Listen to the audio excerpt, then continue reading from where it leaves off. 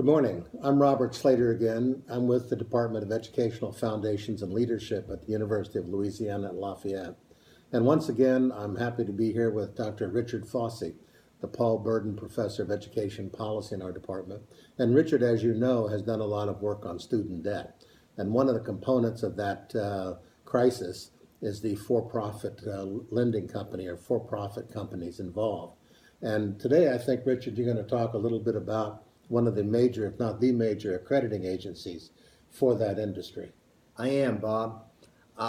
Everyone who attends a for-profit school should be aware of a recent development just last week. The Department of Education stripped the authority of the largest for-profit accreditor. That group's called the Accrediting Council for Independent Colleges and Schools, ACICS. And that agency accredits about 245 private colleges, and as of last June, those 245 colleges enrolled 800,000 students. So when DOE stripped ACICS's authority to accredit schools, it put the whole for-profit industry at risk. Now, why is that? In order for any college to participate in the Student Federal Loan Program, it must be accredited by an approved accrediting organization. There are about 5,000 schools that are on DOE's approved list. All those schools are accredited by some approved accrediting body. Now, as I said, the largest accrediting body for the for-profit industry is this ACICS, and it lost its authority to accredit last week. That puts the financial foundations for all these for-profit colleges at risk, because they're going to have to find another accreditor in order to stay in the student loan program. That's an indirect hit on these for-profit colleges that are creating a lot of student loan debt. It is, Bob. It's an indirect hit because they're going to have to go out and find another accreditor, and under DOE regulations they have 18 months to do that. Now, a lot of them will find other accreditors, but some of them won't, and if they do not, they're going to be out of business. So they won't be able to prey on students anymore and let them run up a lot of debt. No, they won't. And this is the latest of a couple of big hits for that whole industry. Just a couple of weeks ago, ITT Tech filed for bankruptcy. And it was brought down by a squeeze from the Department of Education. The Department of Education required it to expand its financial reserves substantially, and ITT Tech simply didn't have the money.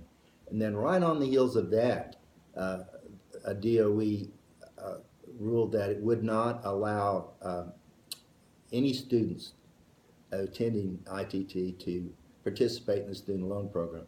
Well, when that happened, it was all over with for ITT. The for-profits get somewhere between 80 and 90% of all their revenue from the federal government. So when the Department of Education shuts that off, they're done, and they're done very quickly. ITT Tech went down within 2 weeks after DOE shut off its funding. Now, Richard, do you have any idea of how much of the student debt that we have, which is over $1 trillion, isn't it? It is. Yeah. Do you have any idea of how much of that is basically from these for-profit colleges, or what percent of that might be? Yeah, I do. Of that $1.3 trillion, about a quarter of it it can be tied to for-profit colleges.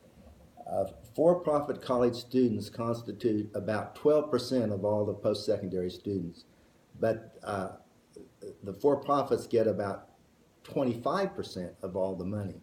So you can see the for-profits have gotten a disproportionate amount of the money over the years. And so a lot of that accumulated debt is directly tied to the for-profits. Well, clearly the for-profit industry is in the sights of the Department of Education, and they're bearing down on it and seem to be willing to take steps to correct that problem.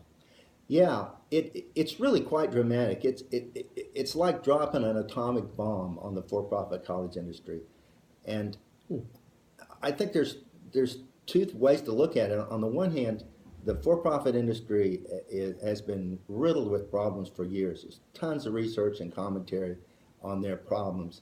On the other hand, it's it's odd that this happens so close before the Obama administration comes to an end, less than 2 months, and this industry is really under pressure now. And I think we'll know in the next few months whether it's going to be able to survive this. Well, thank you, Richard, for that very interesting update on the for-profit industry.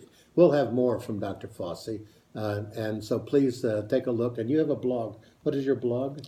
Yeah, Bob, I do. I blog on this topic at condemnedtodebt.org. In fact, just this morning, I blogged on this recent development involving ICICS. Great. Check it out. Thank you very much.